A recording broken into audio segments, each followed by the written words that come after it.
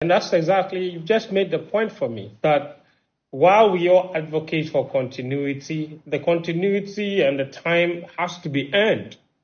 And at the moment, Otto Addo is not doing enough to justify that continuity is deserved.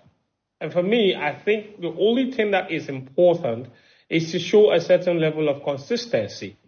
And Musbao is right. You cannot beat Mali away and then come and lose to Niger in Morocco, or go and draw against Niger in Morocco, lose at home against Angola. It cannot be happening.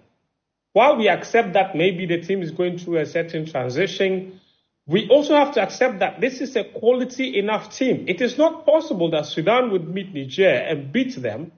Which players in the Sudan national team do you know? In today's starting lineup for the Black Stars, they had 5 players who are starters at English Premier League teams. How are they not good enough to beat Sudan?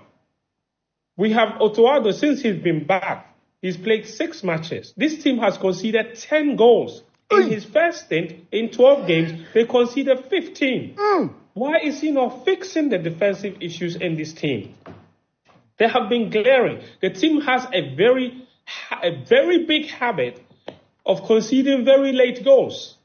In the game against Nigeria scored an 84th minute goal.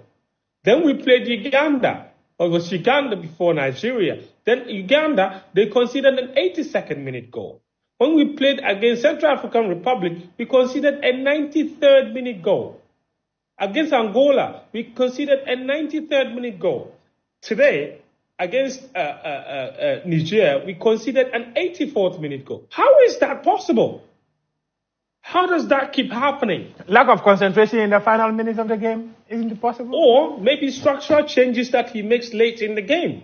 That tends to affect the result because it's a pattern. It's clearly established, and yet he's not fixing the problem. That's his job. Then you look at the other people he has supporting him. Why aren't other people seeing this? So for me, I think there is no justification whatsoever. There's no excuse whatsoever for today's result. Absolutely no excuse. The coaching was bad. The performance, the application, the commitment levels from the players itself was bad. Granted, we have so many other issues in our football. And we've all explained that a lot of the issues stem from maybe our youth football. We haven't had a proper transition of any youth players to the national team in a long time. The same thing can be said about our local league. There's no contribution of our league to our national teams. So all of that goes to affect commitment at a certain level. And this is how it works. Because the players that are playing at the national team now, what sense of duty do they have to the national cause? Because the sense of duty is inculcated at youth level. Yeah.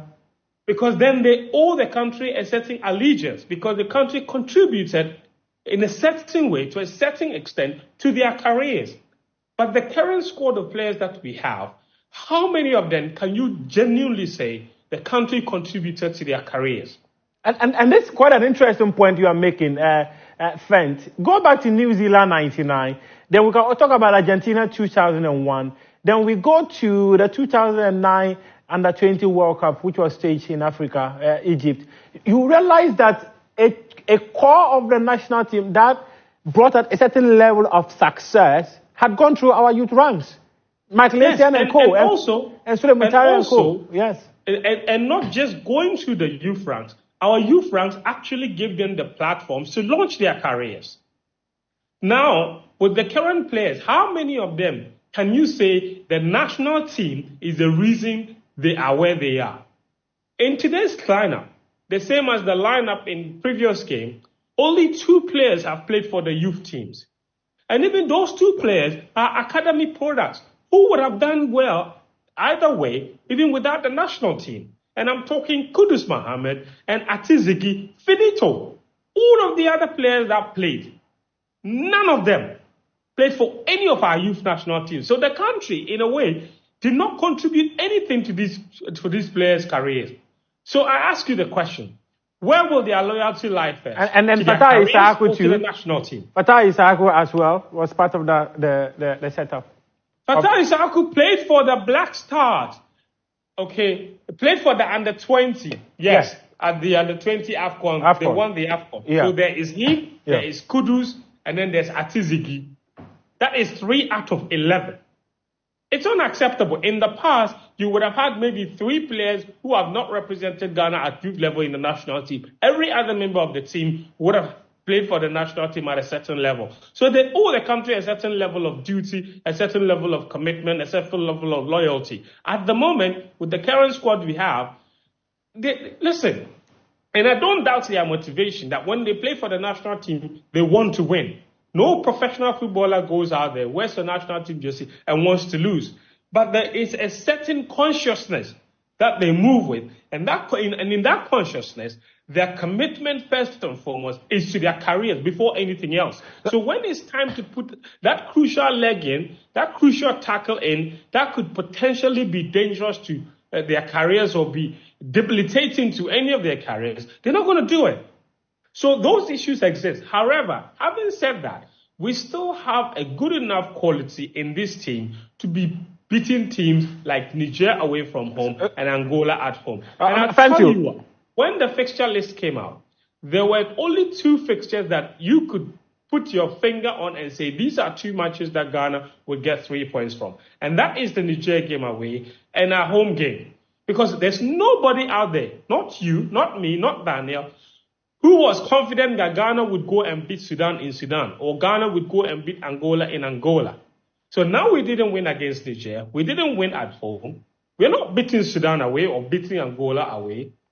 So we are in a very precarious situation. We never thought we could beat Mali, but we've beaten them. I just wanted, due to time, I just wanted to wrap up the conversation. Well, the thing is, we have history of beating Mali. We don't have history of beating Sudan in Sudan. I recall prior to the 2010 AFCON, when we went there to Bamako, Matthew Amwa and then Kojo Asamoah scored. I think that was Kojo Asamoah. That's what I said. I said we have history of beating Mali. So We don't what have next? the same history at beating Angola away in Angola. So how do Ghana get their AFCON 2025 qualification back on track?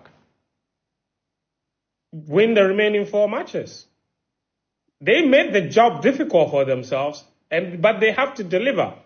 If there's anything I can point to, I can say, well, at least if for nothing at all, Otto has shown that he can get the difficult results like he did against Mali when no one expects it. We don't expect him to get the results against Sudan, but he should get it. That's the only way, because if Otto Addo doesn't qualify this team for the AFCON, he has to go. It's the least. Because while you're I'm not too sure he'll be going to. There are certain guarantees that have to be made in order for us to see that you're on the right path. Not making the AFCON simply means he's not on the right path. Okay.